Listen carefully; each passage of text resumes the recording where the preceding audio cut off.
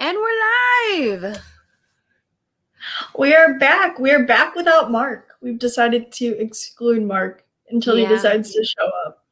I mean, the majority of this film was a dynamic duo, so I figured we might as well bring back the dynamic duo. You know what? I like that. You know, Mark is the shell who comes in later on. Right?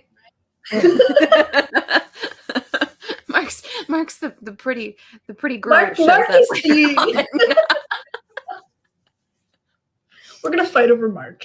He needs to find the right earrings, okay? That's the whole clearly thing. He does. All right. We are taking a look at The Road to El Dorado, 2000 DreamWorks animation based on South American mythology. It's a lot of fun. This is one of my favorite animated films of all time. And I know we're kind of deviating from the path here. Like, is it that bad? And for like the last couple of weeks, we've been on top of our game. But yeah, El Dorado. So we got this dynamic duo, and going back into rewatching El Dorado, I actually did some research, some reading on what the actual road to El Dorado was, and what it is it's like it was very religious in their mythology, where gold was like a sacred icon, where these shamans and these preachers would melt down gold and like cover themselves in it and use it as an icon. Yeah. So not only was it a very coveted good, it was used for ceremonial rituals. That sounds painful. Yeah. It was never like in the movie, it's based on a myth. And because this myth in real life spun so out of control, it left European adventurers to believe that El Dorado was real. And kind of take this quest that our two heroes are taking in this one without having that ending that they wanted. It's just where they're kind of playing Uncharted and you never ever find what's behind the waterfall, So I thought that was really interesting how, this kind of does embrace the South American culture without having that really dark reality of what the road to El Dorado is. Yeah. I never realized it was so morbid. There's a lot of attempted sacrifice in this. There is a lot of attempted sacrifice. The shaman for this, or the priest for this, or whatever he is constantly trying to sacrifice everyone to the gods. And like, dude, Miguel and Tulio, they're not having it. They're like, no, this is wrong. Like, we don't actually have to do this. And it's like, there was a lot of sacrifice that happened back then. That's how it went, though, Everything was sacrifice and everything was for the gods. For the gods. For the gods. For the gods so, of Shivalba. So, was this your first time rewatching this movie since it came out?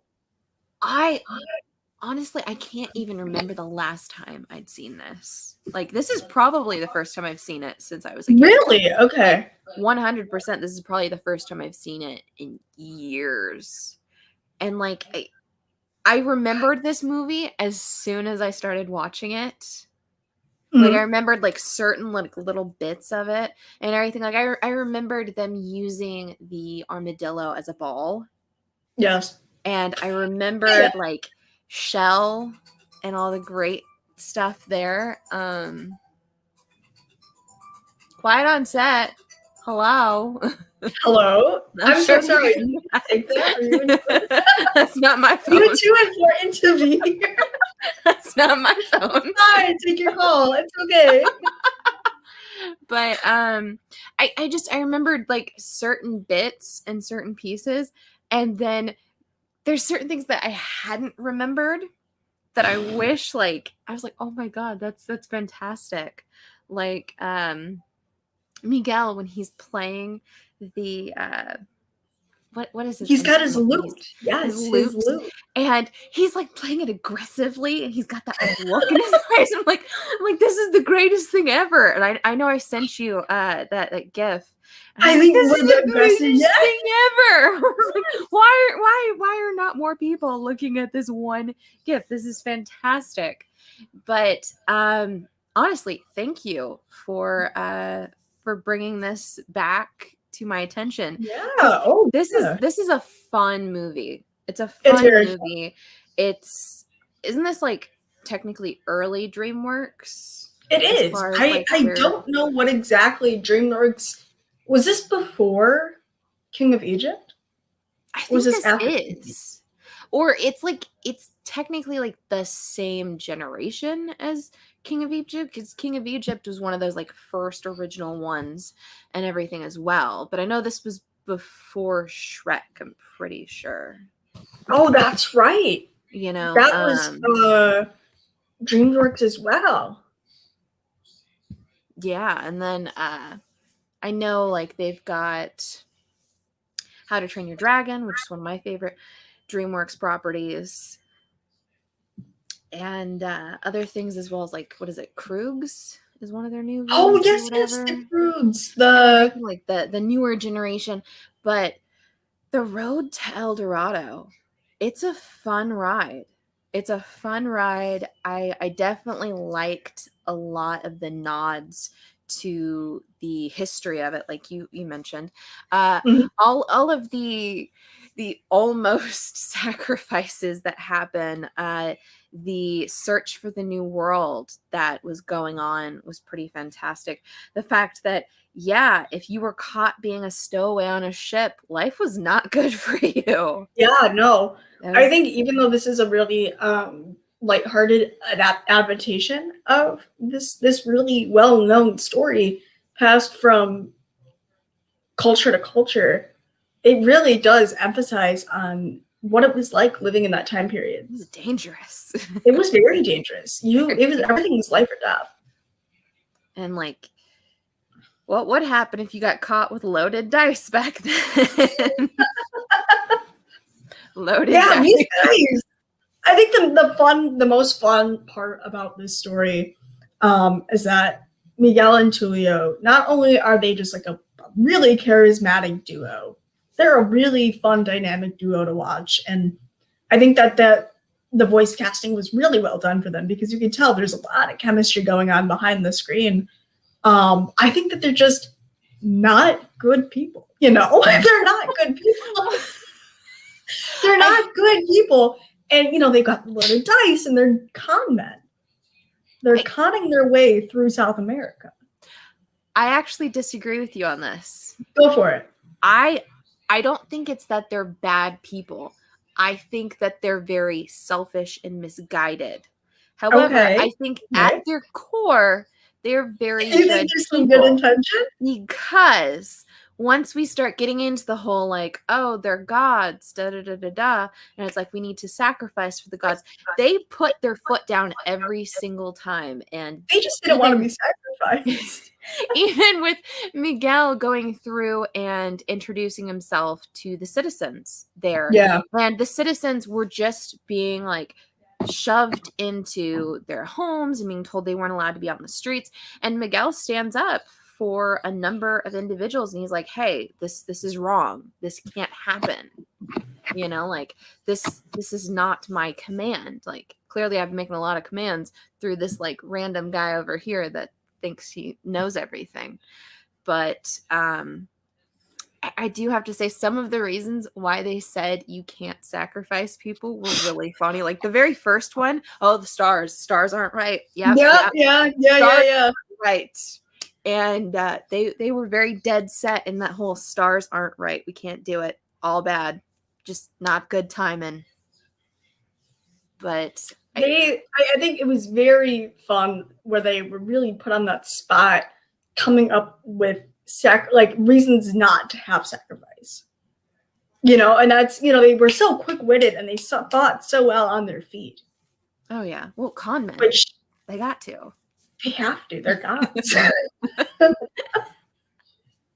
I love the fact that they always have that one, like, fail safe in case things go sideways. Blame the other, fake a fight, and then work your way out of it. You can actually take a lot away from how they navigated through their issues. You know? In a more, I'm not saying that you need to point blame at someone sitting next to you if things for you don't go right or go awry, you know. I'm not saying you need to pick a fight with someone next to you at a bar. I'm just saying that they were onto something. It might be their fault, you know. No. Why is everyone looking at me? It might be their fault. But I do like how they now Drew can take a couple of notes with the filibusters.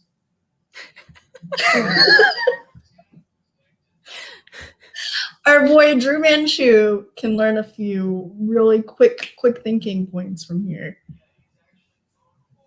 All right, so check. Ricky, you're so right. These guys are mighty and powerful gods, and I love how much they get into that. They just stop. They just full on. They're the gods. Admit that they're gods, and like they're so. I think that's really fun about this as well.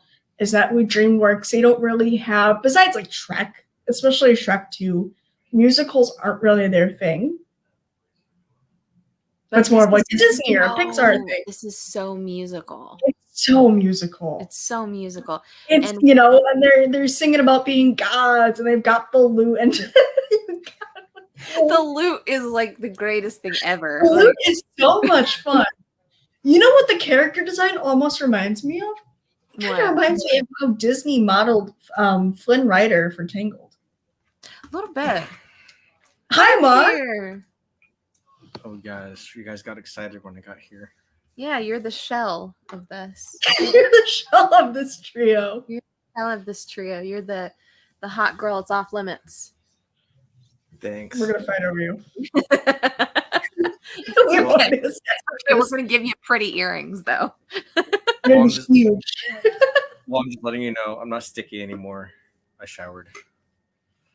Well, thank you. Yeah. Thanks. Road to El Dorado. Coming into this, I was so worried. You'd be sticky. I was so worried that I could smell you through my screen. I had someone at work come up to me today, a customer, and she goes, "Yeah." I go, I'm talking to her about something, and someone standing next to her goes, "This all smells really good." And she goes, "I can't smell." And I was like, "Go away." Yeah. So, but why were they so British? We were talking. We started our conversation surrounding the road to El Dorado. Mm-hmm. Talking about Miguel and Tulio. We're talking about Shell, who comes into this picture a little bit later. She kind of reminds me of who is the white-haired girl from Treasure Island? Oh, I know who you're talking about. I know who you're talking about. Who hangs out with Milo Thatcher. All right, Chris, you're our resident Google. You know everything. Come on, who's the girl from Treasure Island? Who's the white-haired girl? I know. I can picture it because she's got like the blue and everything, and she's got like those piercing eyes. I can picture it completely. I just can't think of the name. I don't know. I was born under Rob. What is her name? All right, we'll give him time for that. But let's go. We've talked a little bit about the guys, so let's actually talk about Shell. Yeah, Shell's definitely an important character for this. So when we're first introduced to Shell, she's robbing El Dorado. She's stolen something from the temple, and when they find out, like the guys, they're kind of being called gods. Oh wait, Chris has got something. Amelia? I don't know. I don't think it's Amelia. I don't think it is either. Jeez. But, no.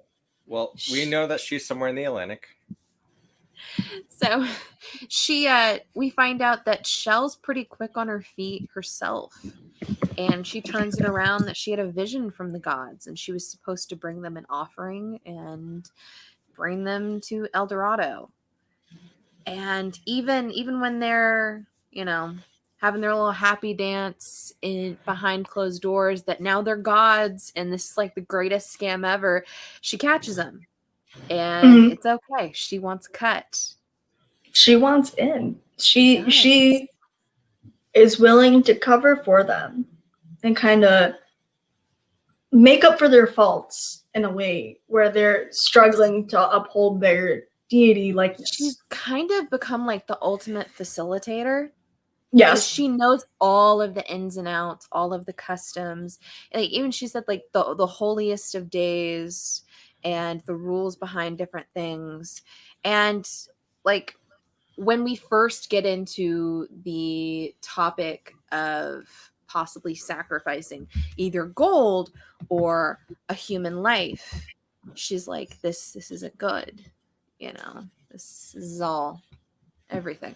I set that up. Yeah, you did. It's my background. It's a nice background.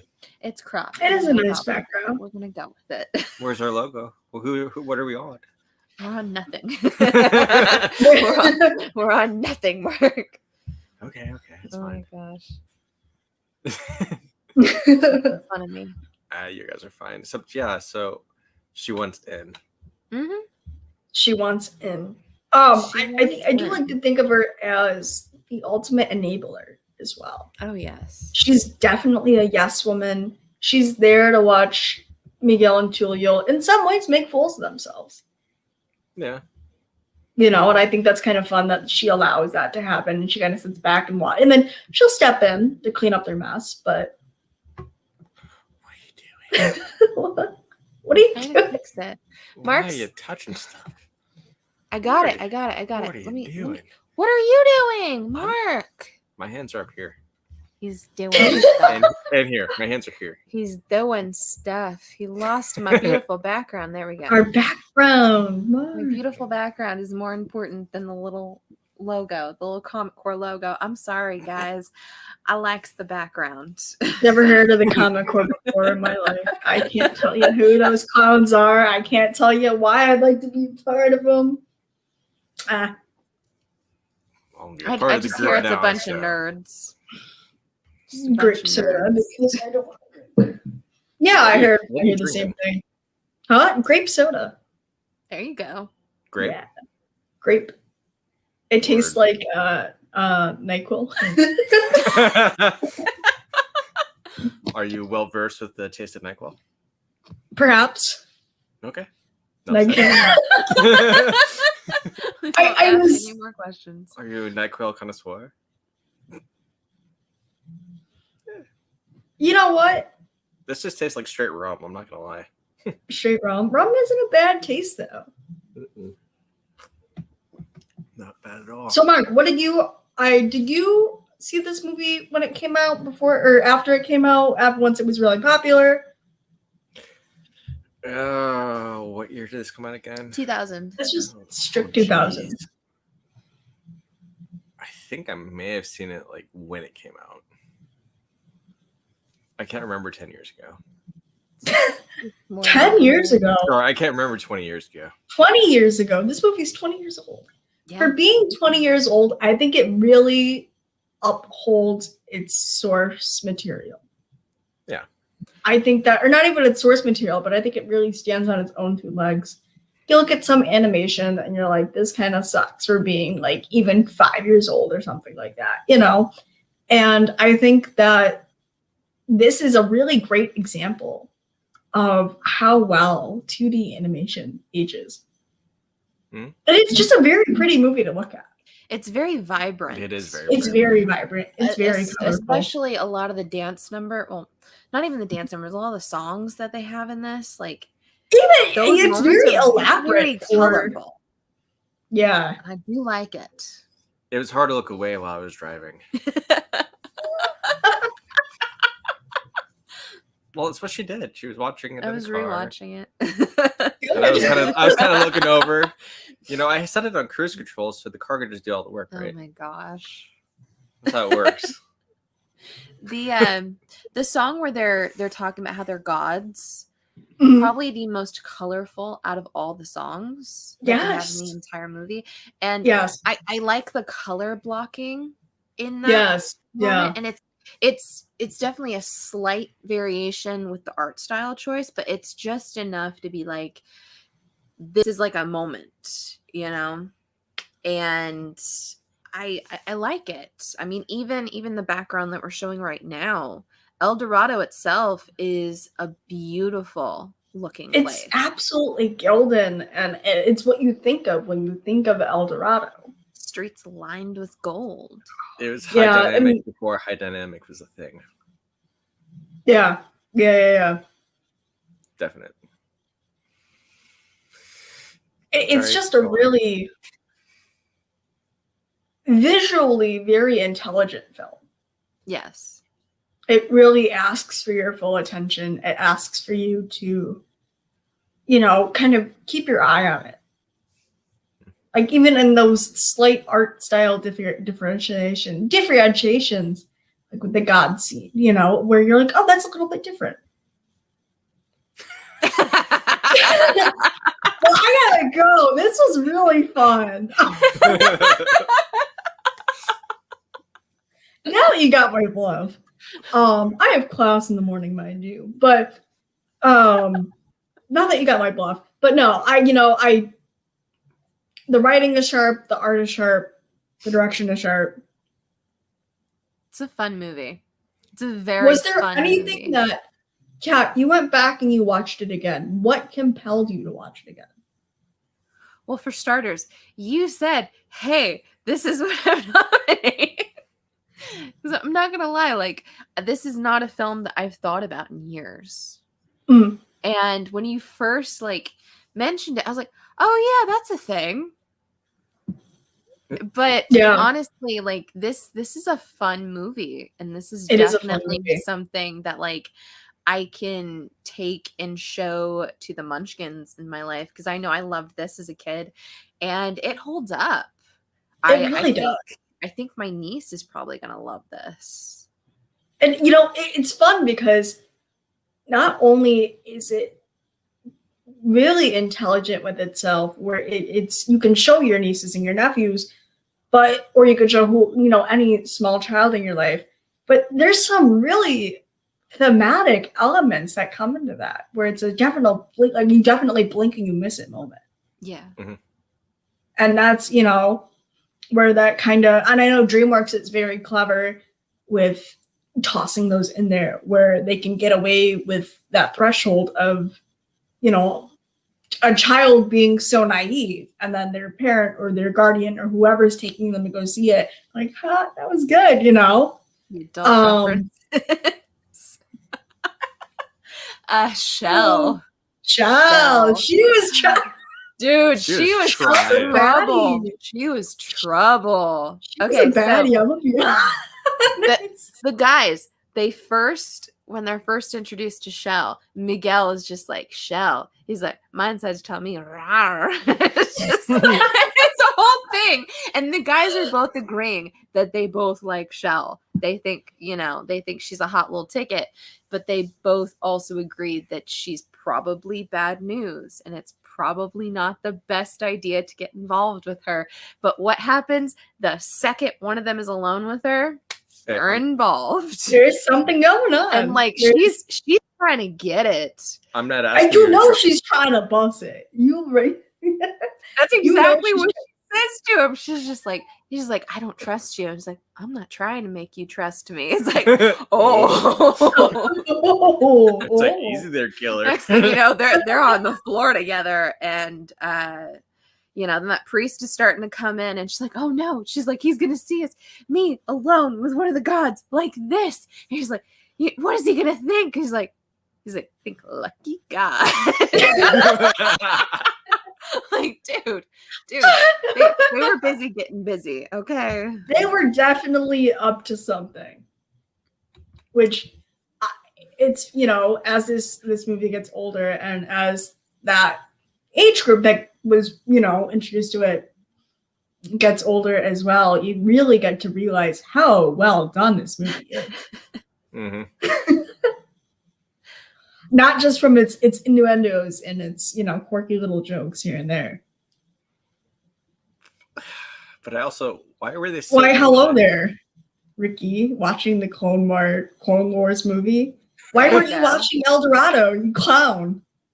Dude, El Dorado. Come it's on. so much now. better than Clone Wars. Look, Dave Filoni is forever, but so is this city. It's lined with gold. It's gold. I like golden, gold. baby. Golden. Are you trying to do a gold member reference? I tried horribly. Are you trying to do a gold member reference? Oh, gold member. I think Austin Powers would ask what your pronouns are, and then once you replied, he'd be like, "Yo, that's shagadelic," and then just yeah. She's a man.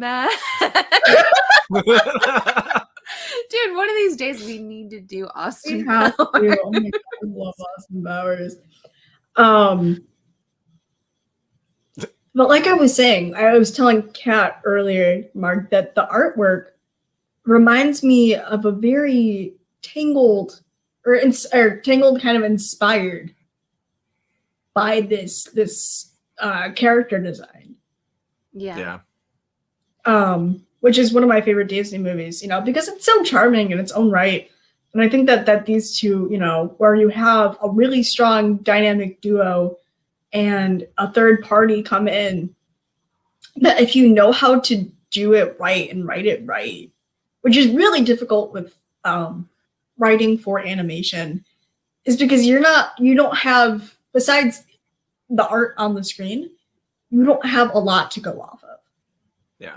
You really don't get to see how these actors interact or how they are just, responding to the script in front of them. They don't get that hands-on play with this, unless you wanted to look up the videos and then behind the scenes and being like, oh, so that's how they shot it. So Ricky Martza has kind of an interesting idea. Thinks Miguel and Tulio are a lot like Thor and Loki. Oh. Where I will admit, because Miguel clearly cares a bit more about like the people, just through and through, where Tulio definitely much more the trickster, much more like going for that con. Never thought of that. I think that's a really strong observation between these two, because and it's, you kind of look at them and you go, that looks a lot like Thor, and that looks a lot like Loki. But then even behind that surface of these external appearances, these personalities are very similar. Yeah. And in their own rights, trying to be gods. You kind of get that through not the comics of Thor's comics, but just the more recent, maybe Ragnarok on, where Thor and Loki kind of lose touch with being gods. In the beginning, that's what they were about. That was like all they were really gunning for. And now it's just kind of like they're there and they're having fun, and they're, Loki's on to his next adventure, and Thor's like brothers headed to fucking Guardians, Thor's just doing what Thor does. Yeah. So I think that's a really good comparison. So are we going to get a sequel where Miguel is put on 100 pounds and just sits around and plays video games? He's playing Fortnite, and Taika Waititi's going to be there. I'm going to come down out of the sky and tell your mother that you've been destroying me. He's just playing video games with the horse on a couch somewhere. And he's yelling at the horse and telling him to cover his flank. Yeah. It's happening. Yeah. I've come home once or twice, and he'll be playing some game, and Odin will have a controller in front of him, and they'll have a huge thing of pizza rolls, and he'll be yelling at Odin and telling Odin to cover him. DreamWorks, if you're listening, you're more than ready to just sit down and storyboard this and shop this. We are free. My phone number will be in the comments. You can go ahead and message us. You can go ahead. All of our socials are available. So Andy's number is 1-555-55-55. 5. No, the last one's a 4. 2. Oh, Yeah, there's there a you 4. go. Okay, Ricky Martha has a question. Was Mark eating a jar of honey? No. Mark, while you answer that question, I'm going to go grab my laptop charger before my laptop dies. There you go. Well, chargers are important. Chargers are slightly important. No, Mark is having an adult beverage in a jar. Yes. Oh, well, hello, Nightwing 69. I guess I'm part of the Hello, gals. gals. We already said you're the pretty girl in this, and we're gonna fight over you. Oh God. We just need to get you some earrings first. Is that why I'm in the middle? You sat there, okay? You sat there. Actually, do we have any pizza? In the freezer. Yeah. I have to make it. Yeah, you gotta make it. The sun's not out. How am I supposed to make this? Oh my gosh. Your life is so hard, Mark. I know. Your life is so hard. You gotta go out, hunt and forage in the freezer for some frozen pizza. You gotta then start the oven. Oh my gosh. I gotta go get the cheese out of the Such a rough life you live. Gotta get the cheese out of that cow. Gotta wait 20 years. Damn it. Oh my gosh. Gotta be aged just right. Aged just right.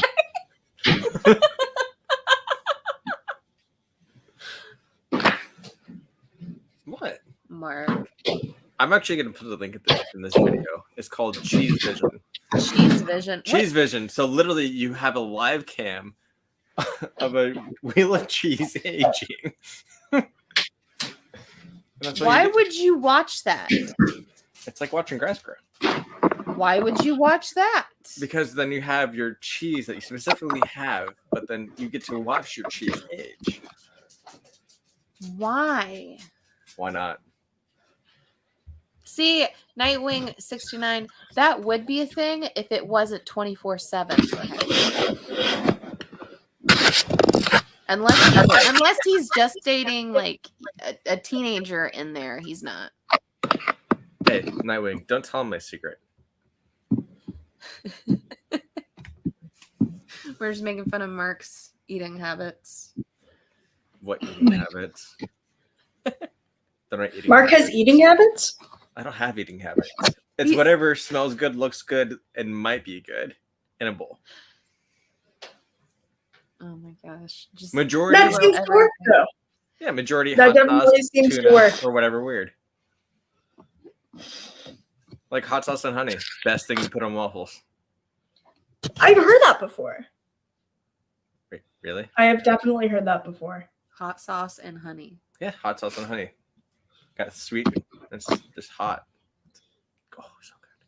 That's bizarre. This isn't working. Syrup. Just like Frank's hot sauce in your coffee in the morning. It's also good. Gives a little zing. What? Yeah. No. Yeah. I've done it. It's really good. You take really, really strong black brew coffee and you put a couple dashes of Frank's hot sauce in there, stir it up. Yes. Nope.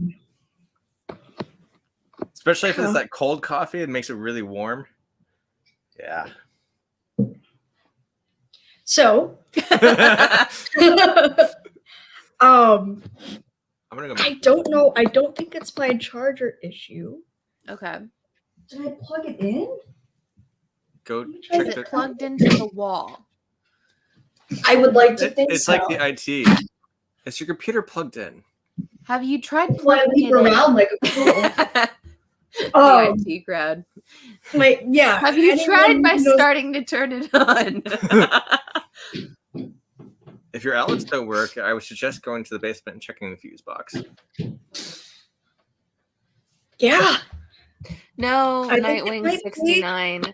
Mark's more like Ed from Ed, Edd and Eddy. Oh my god. All right. I will give you guys a heads up. If I cut out unexpectedly, my laptop is refusing to charge altogether. Okay. So Odin, shush. Okay, should I go ahead and give you the next week's I hate to cut this short. I feel so badly. It's all good. But We're only 30 minutes in. I to know, our I 2.5 know, hour I know. This next. is the shortest ever. Isn't that bad? Technical difficulties. Is it that bad? No. It's fantastic. No, it is absolutely wonderful. And it's not fantastically bad. It's just fantastic. This isn't even like is it that bad? No, it's very good. And it continues to be, it stays good, you know, as it gets older and as it ages. Yes. Yes. I think that this is a really, really fun film. It's a very solid film. It's really well written. It's just masterfully crafted. It's not a masterpiece, but it is very masterfully crafted. It's fun. It's colorful. It's dynamic. And I think that this film deserves a sequel. Yes. Because the way they ended it off, they ended it to where they are going to continue to explore. I would like to see another adventure with these three. I would love to. And what would you like to see them explore? Where would you like to see them explore? But first, it cannot be CGI. It has to be the same animation. Well, yeah. Oh, yes, please. Yeah. Yeah, hands down. Probably something else that's historically significant at that time period. I mean, would they be trying to find the new worlds? Would they be looking for, like, I don't know, like a fountain of youth or something? I would like to see them look for the fountain of youth. They seem like a trio that would look for that specifically. Yeah. I'd like them to look for something that's relevant to that timeline still. And I'd like to have the same kind of care and research put into it that clearly was put into this. And the way that they adapted it and made it to where it was more family friendly towards a child, but still had a lot of those adult humor and jokes and everything. There's a lot of adult moments for this child's film, and that's exactly how it should be. It's very well formulated. It's very well balanced. Isn't that bad? Far from it. Absolutely the opposite of it. What are we thinking of watching next? So we're talking. I've been a little disappointed in myself the last few ones. We've been picking because we've been picking really good movies. Really bad. They're actually really bad. Very good films. So I've decided to open the floodgates once again. Oh, we definitely. I'm so ready for this. Let's hear it. So this is a film that neither one of us have ever actually seen. But even better. I've heard of this film so many times, and I'm actually a really big fan of its director, but I've never seen it before. So it's directed by Peter Jackson. Peter Jackson. Let's see if you can guess it. Oh my god, okay. All right, let's hear it. No, see if you can guess it first. Let's see if you can guess it. Before you're drinking NyQuil. Before I drink my NyQuil, my laptop decides to like ruin my life. Okay, before I take a guess, is it a more recent film? No. Is it from the mid 2000s? Nope. No. I was gonna guess Percy Jackson. No. No, it's not Percy Jackson. Give up. I'm ready to hear. Meet the Feebles. I've never heard of this. I never heard of it until a few years ago. I have never heard of this one. I'm a huge fan of the Lord of the Rings. Yes, trilogy. I love Lord of the Rings. Even like into the Hobbit. I love Peter Jackson because of these films, and he's known for making these like crazy fantastical worlds come to life on the big screen. Mm-hmm. Peter Jackson also apparently did a film with puppets talking about sex. Oh my god. And they sing about everything to do with like drugs and that is incredible.